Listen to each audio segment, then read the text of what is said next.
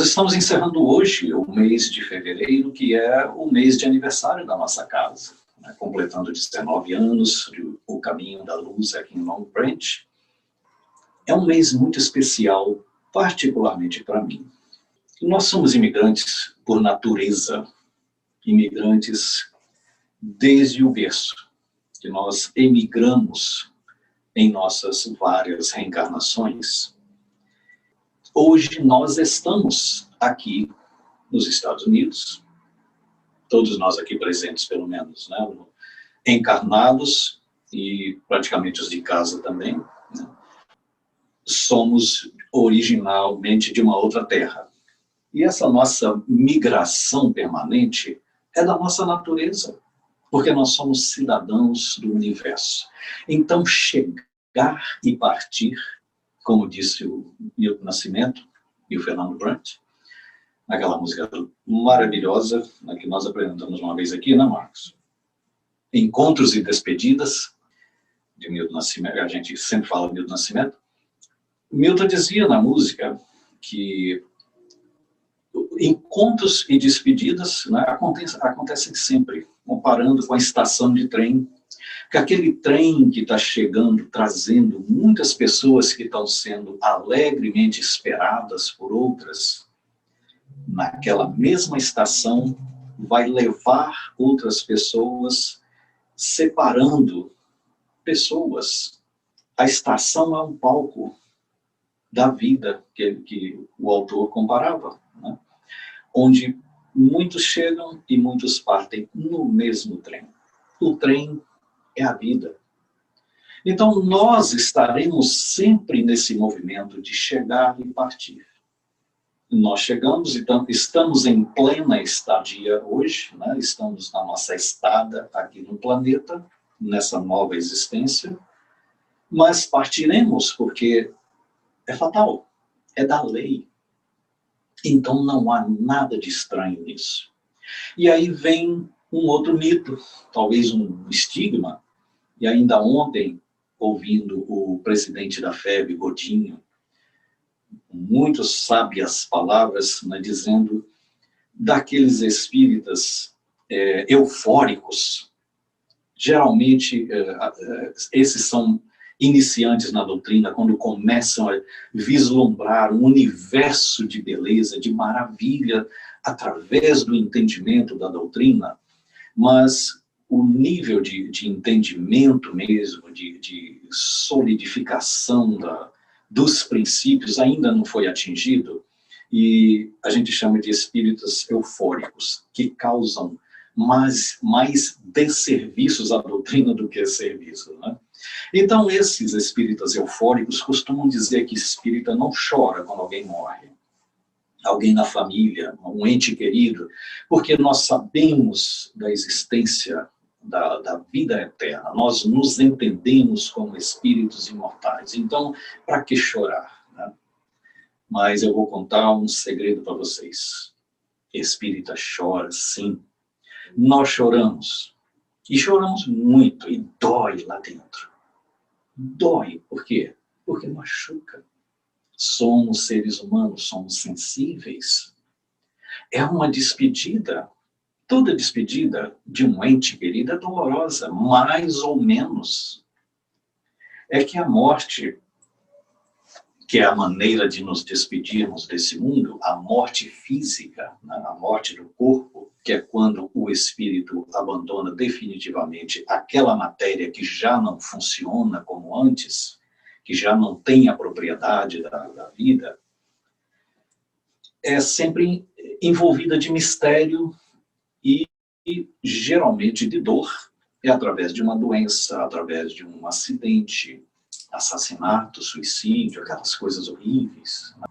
Mas na maioria das pessoas, de forma natural, é acompanhado de uma doença, um ataque cardíaco, que seja fulminante, que dure poucos minutos de agonia e de dor, como o próprio mestre Kardec, um aneurisma cerebral.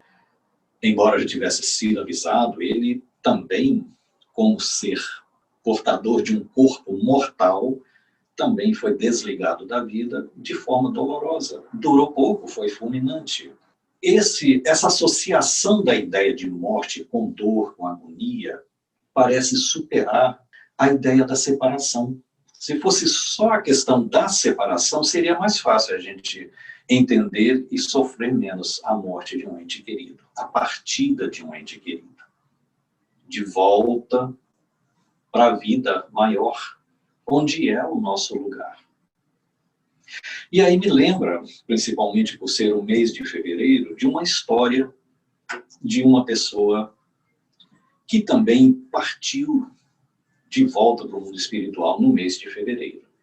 Vamos voltar um pouquinho na história, e hoje nós vamos contar um pouquinho de história também, vamos tocar na nossa própria história pessoal, de cada um de nós aqui, inclusive convidando os de casa também a esse movimento participativo, interativo.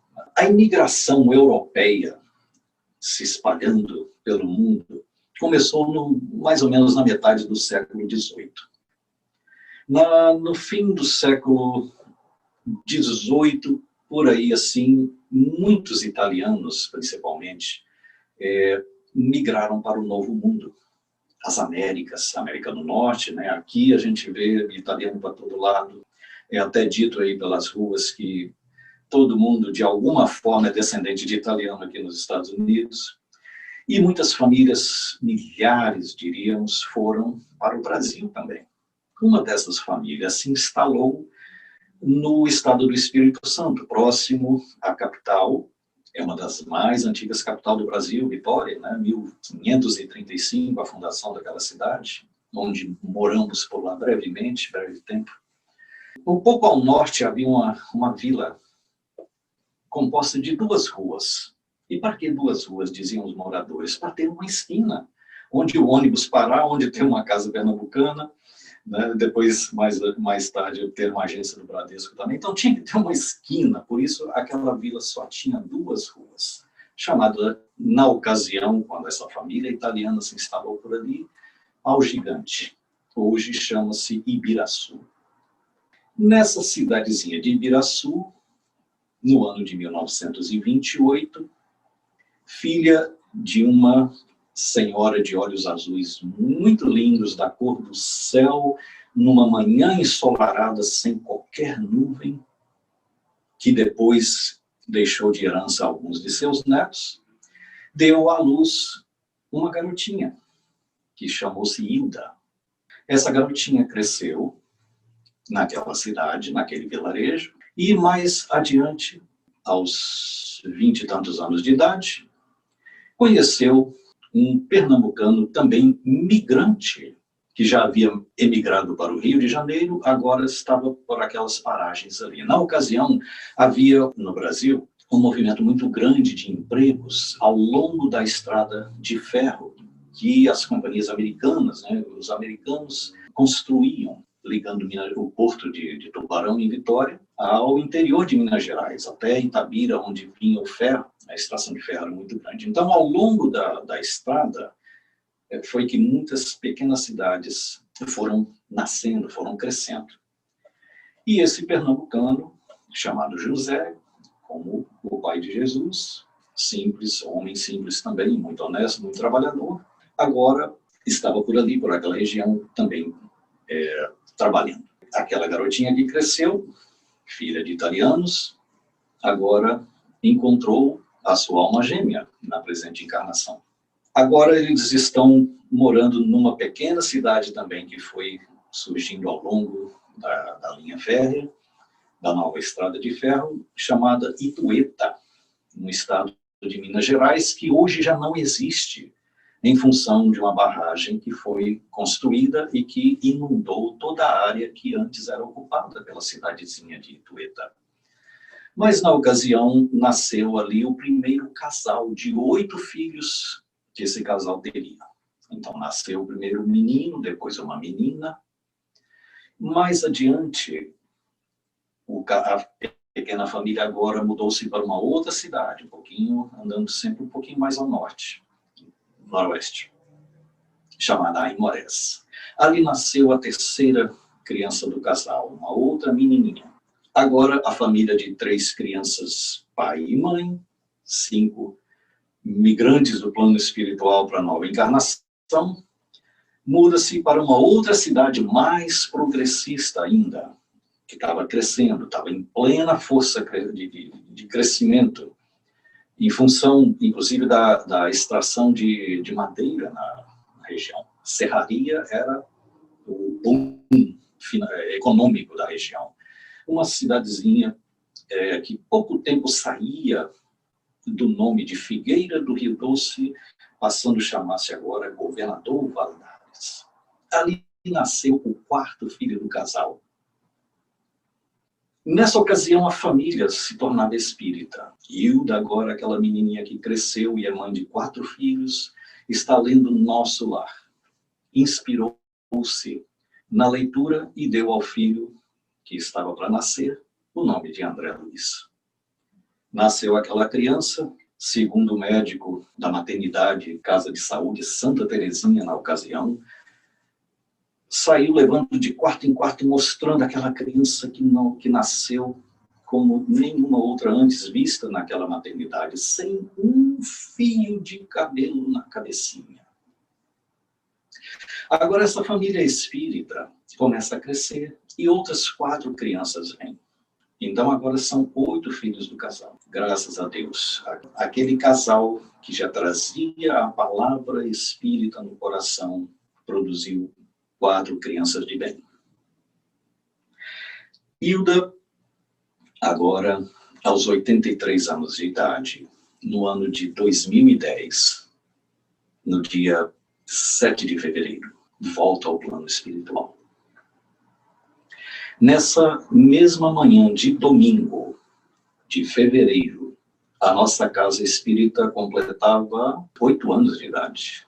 E a palestra da noite, porque então, na ocasião, em 2010, era feita aos domingos, à noite, aos domingos, né? Vocês se lembram disso, né? As pessoas mais antigas na casa. As nossas palestras eram aos domingos à noite. E a filha mais nova de Hilda era palestrante da noite. Ela residia desde então, no estado de Connecticut. Ela se preparava para palestra da noite quando chega a notícia de que a mãe havia desencarnado no Brasil. Minha irmã mais nova, a Tininha, Cristina Cabral, né, seria a palestrante da noite. Conversamos e ela disse, eu vou fazer a palestra de hoje. É um dia muito especial, vou fazer em homenagem à minha mãe que parte hoje. Então, eu, minha irmã, meus outros irmãos, sentimos sim a partida da minha mãe, naquele dia de fevereiro, naquele mês de aniversário da nossa casa também.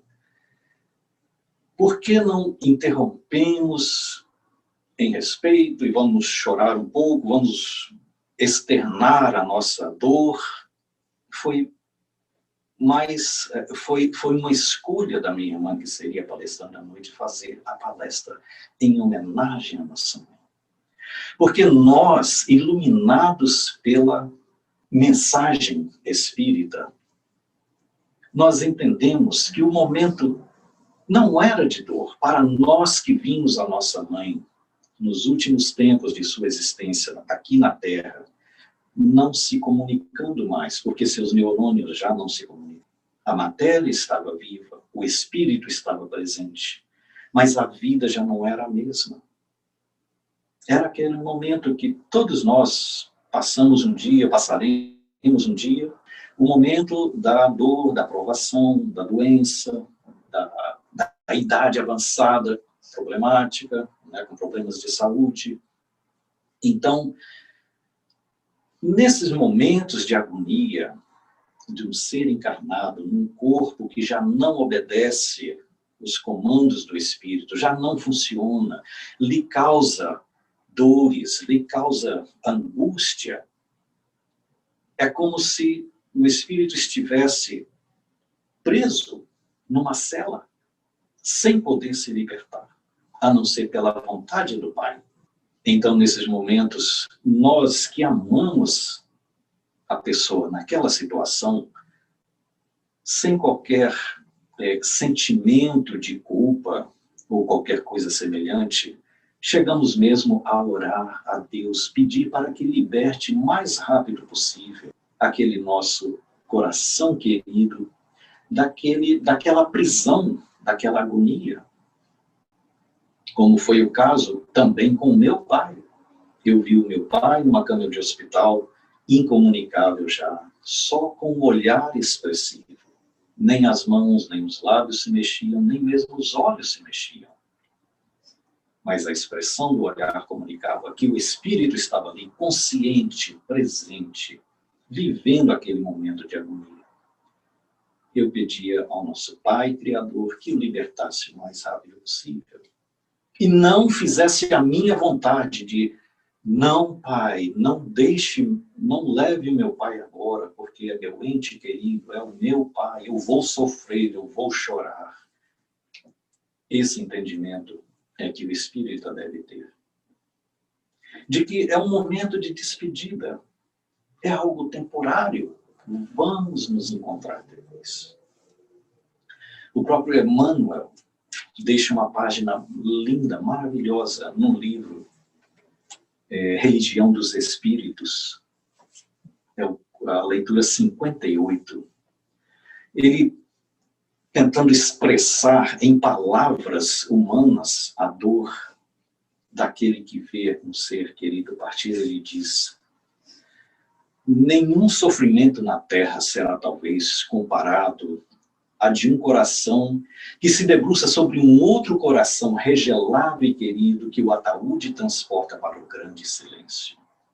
Ver a névoa da morte estampar-se inexorável na fisionomia dos que mais amamos e cerrar-lhes os olhos num adeus indescritível é como espedaçar a própria alma e prosseguir vivendo.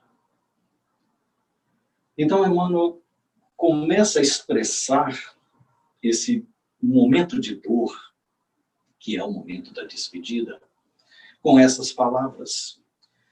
E a gente imagina como é estarmos com a alma espedaçada. Nós, se nunca vimos pessoalmente, já devemos ter visto uma fotografia de um corpo humano espedaçado, um acidente, alguma coisa assim. Imagina, uma pessoa que acabou de ter a perna, um braço, qualquer coisa assim, um membro, uma parte do corpo despedaçado e prosseguir vivendo daquela forma, sem um tratamento, sem os primeiros socorros médicos. Imagina. Agora você imagina a alma espedaçada por uma dor profunda e conseguir vivendo. Então é justamente essa dor da alma despedaçada que o esclarecimento consegue evitar. É o analgésico para a dor da alma. É o esclarecimento. É lembrarmos de que somos emigrantes por natureza divina. O nosso Pai nos coloca aqui hoje, nos coloca lá amanhã. Nos colocará em outro planeta no futuro. E talvez já viemos de um outro mundo diferente. Certamente viemos de outras regiões do próprio planeta. Já nos reencarnamos na África, na América do Sul, aqui, na Europa, a maior parte de nós já viemos da Europa um dia. Então somos imigrantes pela própria natureza divina, da nossa constituição divina. O entendimento disso nos ajuda a viver melhor, a entender esse momento de partida e transformar esse momento de dor em momento de bênção, de oração.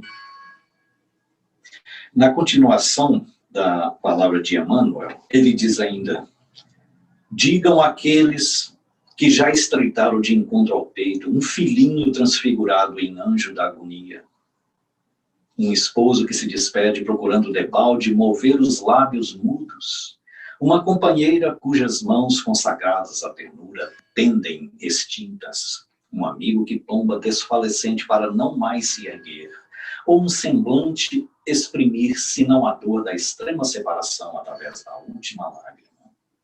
Falem aqueles que um dia se inclinaram esmagados de solidão à frente de um túmulo, os que se rojaram em prece nas cinzas que recobrem a derradeira recordação dos entes inesquecíveis. Os que caíram varados de saudade, carregando no seio o esquife dos próprios sonhos. Os que tatearam gemendo a lousa imóvel, e os que soluçam de angústia no ádito dos próprios pensamentos, perguntando em vão pela presença dos que partiram. Todavia, quando semelhante provação te bata à porta, reprime o desespero e dilui a corrente da mágoa na fonte viva da oração. Porque os chamados mortos são apenas ausentes, e as gotas de teu pranto lhes fustigam a alma como a chuva de fel. Então, até aqui, Emmanuel fala da nossa dor, dos que ficam na dor dessa separação. Com relação à nossa natureza migratória, eu convido a um exercício agora. Vamos, por uns minutos, só fechar nossos olhos e fazer uma pequena viagem na nossa história. Onde eu nasci? Imagine a lembrança mais remota que vem à nossa memória. Algumas pessoas conseguem se lembrar quando tinha 3 anos de idade, outras 4 anos. Onde morávamos nessa época? Talvez nem era mesmo onde nós nascemos. Quantas vezes emigramos nós nessa vida? Saindo dessa nossa primeira moradia que nós nos lembramos, para outra casa, para onde tenhamos mudado, para outra cidade, para outro estado, para a nossa vida atual aqui. Quando foi que chegamos aqui? Alguns de nós, mais de 30 anos. Quantas pessoas imigraram para a nossa vida? Quantas pessoas entraram na nossa vida? Filhos, filhas, esposo, amigos. Quantas pessoas que se demoraram algum tempo em nossa vida? Ou talvez estejam até hoje. Quantas pessoas partiram da nossa vida? Mudança de endereço, mudança de cidade, de país, desencarne. Quantas pessoas saíram de nossas vidas? Agora vamos pensar quantas mais entrarão. Vamos voltar à nossa realidade de hoje. Quantas pessoas ainda vão entrar em nossa vida? Não sabemos. As pessoas mais jovens podem planejar ter mais filhos.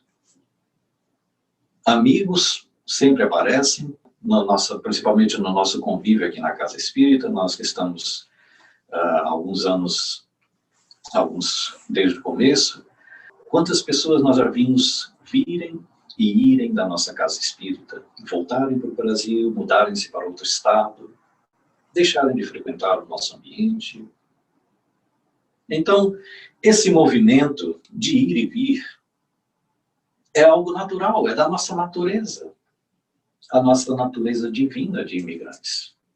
Vocês que ainda estão de olhos fechados, se ainda estão acordados, vamos voltar para o nosso rumo aqui. Agora, Emmanuel, na mesma página, na mesma leitura, ele fala dos que foram, daqueles que partiram, não mais daqueles que estão ali sofrendo do lado de cá a chamada perda de um ente querido, quando na verdade não é uma perda, a gente só perde o que a gente possui, nós não possuímos ninguém, mas a gente perde a presença da pessoa, sim, a gente perde aquele parentesco temporário da vida atual, porque hoje nós não somos pais, mães, irmãos, nós estamos pais, mães, irmãos.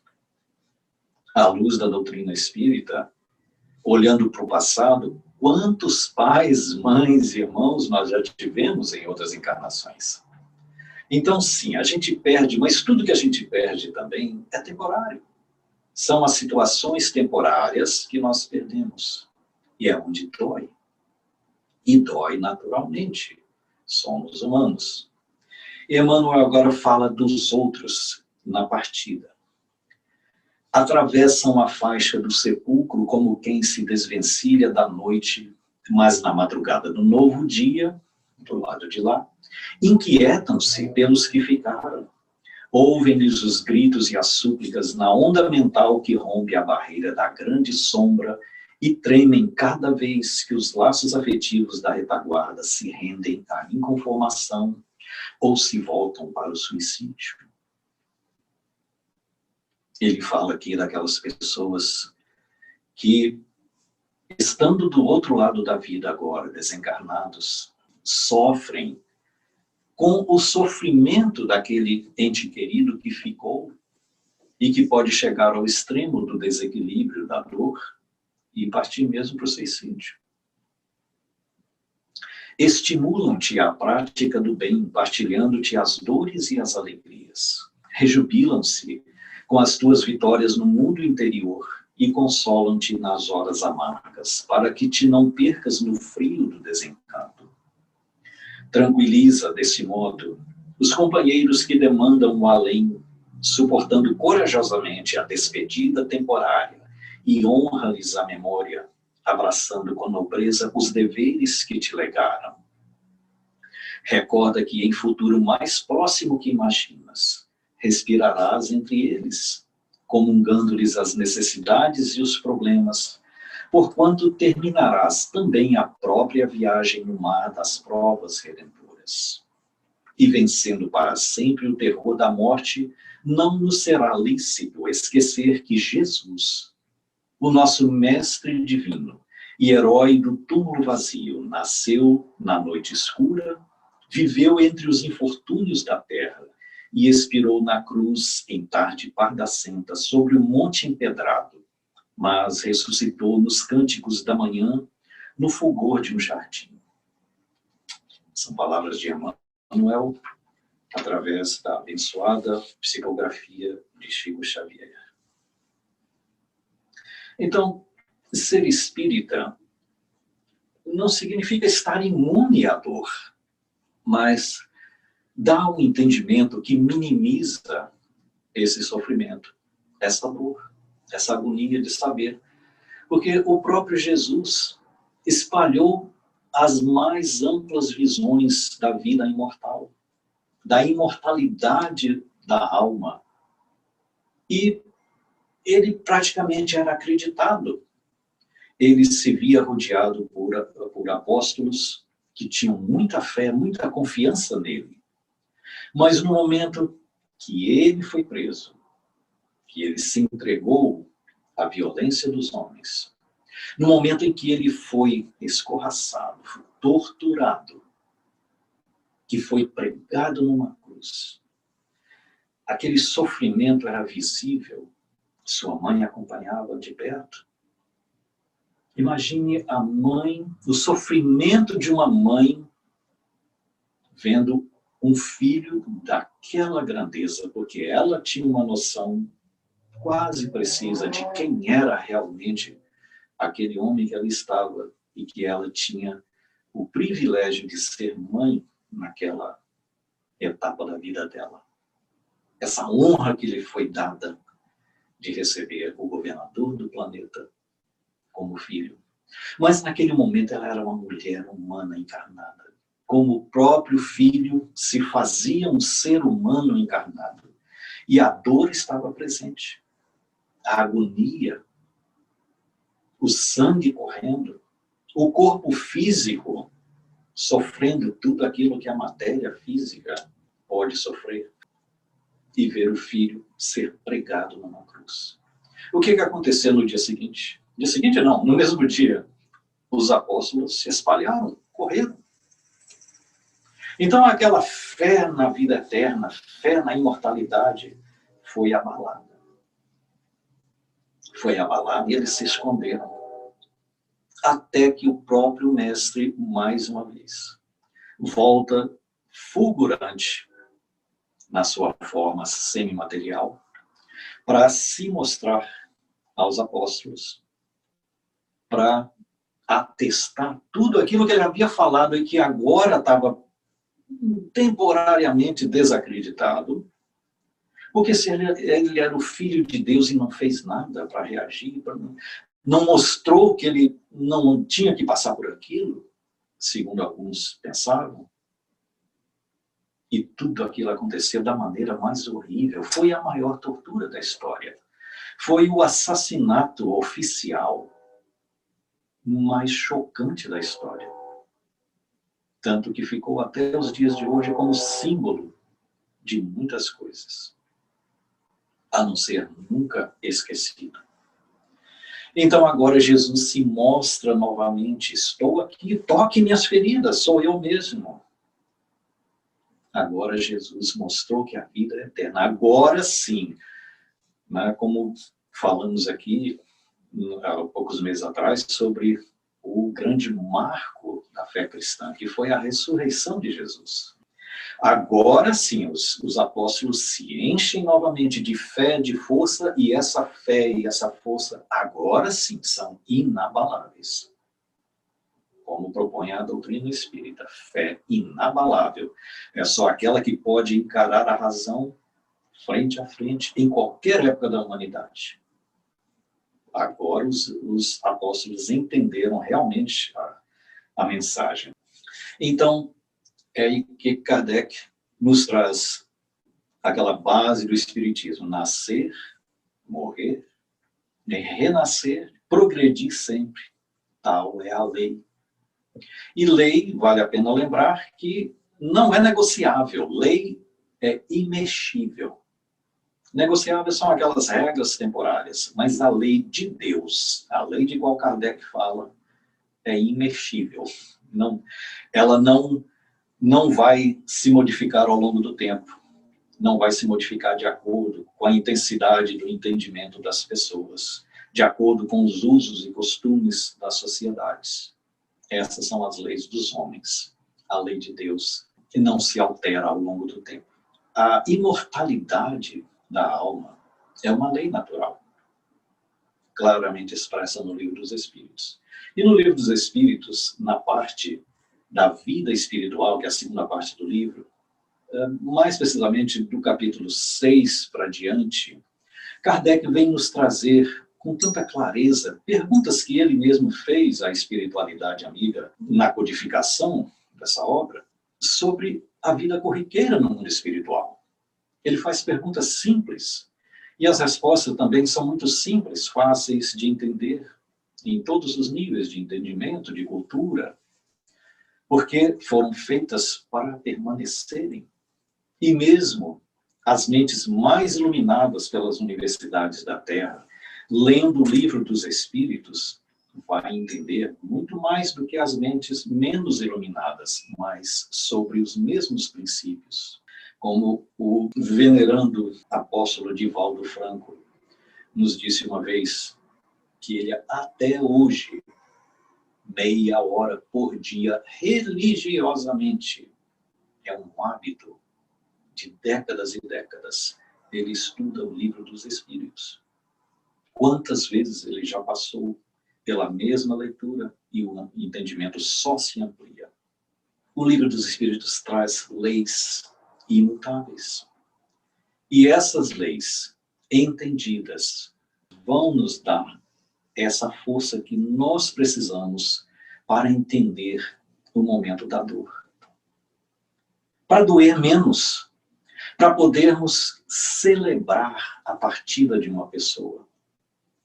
Porque no momento da nossa dor aqui na Terra, no momento que a gente tem obrigações a cumprir aqui na Terra, e ter que continuar, essa pessoa que nós amamos partiu hoje, está chegando no mundo espiritual hoje, do lado de lá, na mesma estação da vida, aquele trem que trouxe muitas crianças que nasceu no dia que Dona Hilda desencarnou aqui na Terra, muitas, milhares de crianças nasceram naquele dia. Era a alegria do trem que trazia aqueles passageiros para a nova vida. Mas levava ela e várias outras passageiros também de volta para a casa da vida eterna. E agora a gente imagina do lado de lá, porque Emmanuel dá a segunda página aqui, nos descrevendo o que acontece do outro lado. Do outro lado agora, entes queridos que já antecederam aquele nosso ente querido, estão festejando a chegada. É um momento de alegria do outro lado da vida. Claro que cada caso é um caso, nós temos que ter sempre isso em mente. Um amigo antigo nosso no movimento espírita, ele se celebrizou por essa frase, cada caso é um caso. Né? Nosso amigo João Carlos Moronda, que também já esteve aqui no início da nossa casa, nos primeiros tempos da nossa casa aqui em Montante. Então, cada caso é um caso, mas, de modo geral, esse é o funcionamento da vida, o funcionamento simples da vida. Partimos daqui deixando lágrimas, chegamos lá, encontraremos pessoas que já nos antecederam. E isso é uma fatalidade que nos aguarda. Saber que vamos nos reencontrar, porque o nosso momento também vai chegar. Alguém, gente, alguém dos que nos assistem aqui pessoalmente, em casa, desencarnados, alguém acha que não vai morrer um dia? Então, todos nós passaremos por isso. Uns esclarecimentos necessários, porque nós vemos por aí pessoas, até mesmo por atavismo, alguns de nós talvez ainda pensem nessas coisas, e é muito comum ver hoje no Facebook, por exemplo, luto. E aí vem coisas pretas, ou geralmente, né, a cor negra é a mais usada na situação de luto. O que é o luto, então? Eu tenho aqui 4 referências de luto na Bíblia. Em Gênesis, no capítulo 50, versículo 10. Chegando eles, pois, à eira de Atade, próximo do Jordão, lamentaram em voz alta, com profunda amargura. E ali José dedicou 7 dias de pranto pela morte de seu pai. Então puseram aqui 7 dias, uma referência, né? E no livro 1, Samuel, capítulo 31, versículo 13. Tomaram os seus ossos e os sepultaram debaixo de um arvoredo em Jabes, e jejuaram 7 dias, aí falando de Saul e seus filhos. Jejuaram 7 dias depois do desencarne. Em Judite 16, 24. Durante 7 dias os israelitas choraram a sua morte, a morte de Judite. Antes de morrer, repartiu os bens pelos parentes de seu marido e pelos da sua própria família. Então Judite também foi velada por 7 dias. Em Eclesiástico 22, 13, o luto por um morto dura 7 dias, mas por um insensato e ímpio dura toda a sua vida. Então são 4 referências na Bíblia sobre o luto, guardar 7 dias. E também um padre amigo esclarecia sobre a fé católica, que eles não têm isso como exatamente um dogma, mas um hábito que se tornou um cerimonial. E eles dizem que é necessário ficar de luto por 7 dias para eliminar as interferências da morte na vida dos familiares, e com isso diluir a dor. E convencionou encerrar esse ciclo com a missa de 7º dia. Agora, aqueles, então, que não tiveram a missa de 7º dia, e não tiveram luto, os que departiram, será que eles não vão merecer o céu, também chamado, só por não terem passado por todas essas convenções? Então a gente vê que realmente é uma convenção que faz quem quer, acredita quem quer, e que não tem absolutamente peso natural na evolução do indivíduo. Passar ou não passar, receber ou não essas homenagens. No judaísmo também tem muitas referências. É por onde exatamente começou, né, essa questão dos 7 dias. O rei Salomão comparou a alma do homem a uma vela, como consta em seu livro. Em Provérbios, no capítulo 20, está dizendo que a vela de Deus é a alma do homem. Então, por isso, queimam velas também nesse período de luto. Na fé católica, o luto é de 7 dias. Na fé judaica é de 30 dias. E eles queimam vela durante 30 dias, ou na casa do Isso nos anos seguintes, né, da morte, todo mês de celebração da partida do ente querido para o plano espiritual, eles queimam vela por 30 dias, ou na casa onde o indivíduo desencarnou, na casa da família, ou na sinagoga onde ele frequentava. Mas é uma tradição também.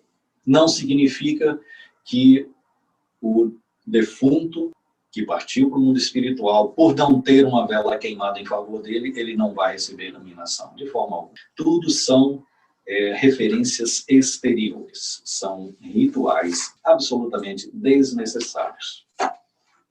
Não, nada disso vai garantir melhor ou pior chegada ou estada do indivíduo no plano espiritual. Tudo sai do nosso coração. E nem é o coração, a máquina cardíaca, é o coração emocional, é o pensamento do espírito, é a mente que produz todas as emoções. É daí que parte o benefício que nós vamos dar ao nosso ente querido do outro lado da vida, em forma de oração. A nossa conexão com o Pai, rogando em benefício do nosso ente querido, vai ajudá-lo do outro lado, sim. Não o nosso desatino, não a nossa dor inconformada, a nossa revolta com Deus. É muito comum, a gente vê isso inclusive nos filmes, né, das pessoas menos esclarecidas espiritualmente, naturalmente pessoas que não tiveram contato com os princípios da espiritualidade, elas se revoltarem com Deus. Por que você tomou meu filho? Por que você levou esse ente querido da minha vida? Por que isso, aquilo? E na vida real mesmo, porque os filmes imitam a vida real. Há uma outra mensagem de Emmanuel também, que eu gostaria de ler na íntegra, porque essa é só consolação. Porque isso é o que mais precisamos, nós que somos espíritas, que buscamos esse entendimento, e que, de certa forma, conseguimos ter esse alívio de não sofrer exageradamente, já conseguirmos dominar os nossos ímpetos, nós podemos oferecer isso às pessoas que têm menos esclarecimento. Eu me lembro ainda, no Brasil, muitos anos atrás, um grande amigo meu teve uma criancinha nascida. Nasceu, viveu poucas horas, desencarnou. Programação reencarnatória dos pais e do próprio espírito reencarnante. Era uma menininha, nasceu com defeitos físicos. Esse meu amigo que não compartilhava a fé espírita comigo, ele me liga dizendo que, mas ele sabia que eu era espírita, ele sabia que eu tinha conhecimento de alguns princípios, tinha contato, estava exposto a esse conhecimento, né? Ele me pergunta, minha filhinha nasceu, acaba de desencarnar. Eu devo queimar uma vela para ela? Eu te pergunto porque ela acabou de nascer e já morreu, não tem nenhum pecado. Ela precisa ter vela acesa.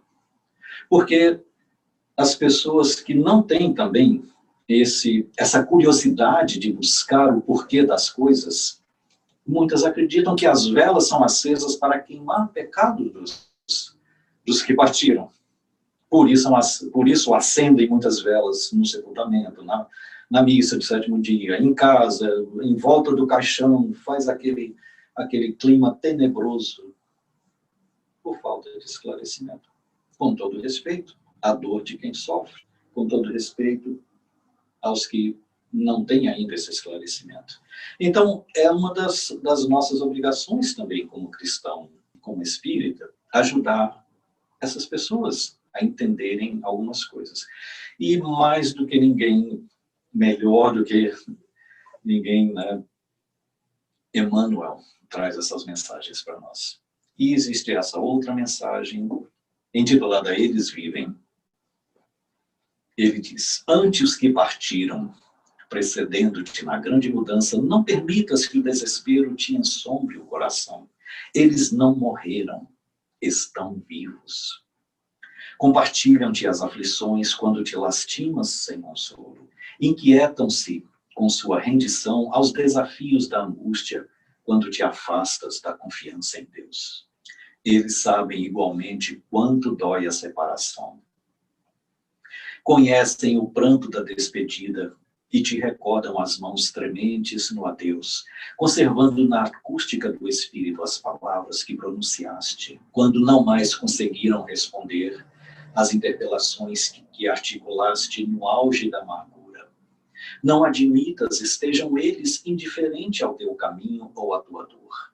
Eles percebem quanto te custa a readaptação ao mundo e à existência terrestre sem eles. E quase sempre se transformam em sirineus de ternura incessante, amparando-te o trabalho de renovação ou enxugando-te as lágrimas quando tateas a lousa ou lhes enfeitas a memória, perguntando por quê. Pensa neles com saudade convertida em oração. As tuas preces de amor representam acordes de esperança e devotamento, despertando-os para visões mais altas da vida. Quando puderes, realiza por eles as tarefas em que estimariam prosseguir e tê-los-ás contigo por infatigáveis zeladores de teus dias. Se muitos deles são teu refúgio e inspiração nas atividades a que te prendes no mundo, para muitos outros deles és o apoio e o incentivo para a elevação que se lhes faz necessária. Quando te disponhas a buscar os entes queridos domiciliados no mais além, não te detenhas na terra que lhes resguarda as últimas relíquias da experiência no plano material. Contempla os céus em que mundos inumeráveis nos falam da união sem a Deus, e ouvirás a voz deles, no próprio coração, a dizer-te que não caminharam na direção da noite, mas sim ao encontro de novo despertar. Eu tenho aqui uma mensagem também que eu gostaria de ler na íntegra, é atribuída a Santo Agostinho, numa linguagem bem simples, bem direta ao nosso coração, para o nosso caso.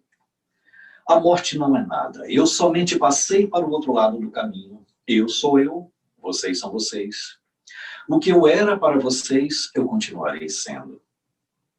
Me deem o nome que vocês sempre me deram. Falem comigo como vocês sempre fizeram. Vocês continuam vivendo no mundo das criaturas e eu estou vivendo no mundo do Criador. Não utilizem um tom solene ou triste. Continuem a rir daquilo que nos fazia rir juntos. Rezem, sorriam. Pensem em mim, rezem por mim. Que meu nome seja pronunciado como sempre foi, sem ênfase de nenhum tipo. Sem nenhum traço de sombra ou tristeza. A vida significa tudo o que ela sempre significou. O fio não foi cortado. Porque por que eu estaria fora de seus pensamentos agora que estou apenas fora de suas vidas? Eu não estou longe, apenas estou do outro lado do caminho. Você que aí ficou, siga em frente. A vida continua, linda e bela, como sempre foi. Muito obrigado.